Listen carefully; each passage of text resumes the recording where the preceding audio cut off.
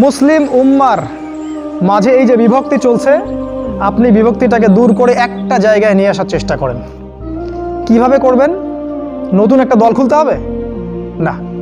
আপনি যদি একটা প্রতিষ্ঠান করে থাকেন, একটা ফাউন্ডেশন করে থাকেন, একটা সংগঠন করে থাকেন, যেটাই করে থাকেন, আপনি যদি এতটুকু নসিহা গ্রহণ করেন যে হ্যাঁ, এই শততা বিভক্ত এই উম্মার প্রত্যেকেই আমার ভাই, সে যে মাযহাবই হোক আর যে তরিকাই হোক, সে আমার ভাই, সেও মুসলিম আমিও মুসলিম, তার সাথে আমার কিছু বিষয়ে হয়তো দ্বিমত আছে, কিন্তু এই না, তার মানে এই না যে সে কাফের আর আমি মুশরিক, সে কাফের আর আমি মুসলিম, এমন নয়। প্রত্যেকেই আমার ভাই। প্রত্যেকটা দলের মধ্যে যদি ভালো ভালো কিছু পান, সেই ভালোটুকু আপনি গ্রহণ করেন। আপনি দেখবেন প্রতিটা দলের মধ্যেই ভালো না কিছু আছে, আছে না?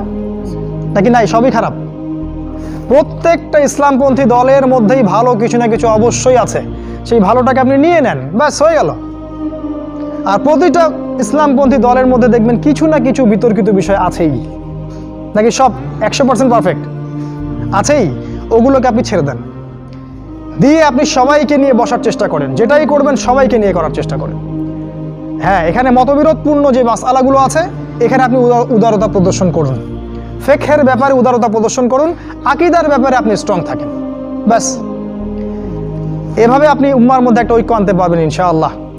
আর এই উম্মার ঐক্য যদি না থাকে, তাহলে আগামী দিনগুলোতে এই উম্মাকে বাঁচাতে পারবে না কেউ না। এই উম্মার ঐক্য যদি ধ্বংস হয়ে যায়, যেটা হয়ে গেছে প্রায়, এই অবস্থা যদি চলতে থাকে আগামী 10 বছর, এই উম্মার ধ্বংস কেউ ঠেকাতে পারবে না ইল্লা মাশা আল্লাহ। খুবই কনসিয়াস থাকেন, এটা ফরজ জিনিস। ওয়াতাসিমু বিহাবলিল্লাহি জামিআ, আল্লাহ পাক বলেছেন আল্লাহর রজ্জু একসাথে শক্ত করে ধরো, এটা আল্লাহর আদেশ। আর যেটা আল্লাহর আদেশ সেটা ফরজ। আপনার জোরে আমিন বলা ফরজ নয়, পায়ে পা লাগানো ফরজ নয়, রফুল ইয়াদাইন করা ফরজ নয়, আপনারা যে আরো জিকিরের তরিকাগুলো বের করেছেন এগুলো ফরজ নয়। এগুলো গুরুত্বপূর্ণ হতে পারে, সুন্নাহ, ফরজ নয়। ওয়াতাসিমু এটা ফরজ। আল্লাহর রজ্জু শক্ত করে একসাথে ধরে থাকো, এটা ফরজ। আপনি ফরজটাকে ছেড়ে দিয়ে সুন্নাহ ধরতে পারেন না। যদি ধরেন তাহলে আপনার নির্বোধ, আপনি বোঝেন না যে কোনটাকে বেশি গুরুত্ব দিতে হবে।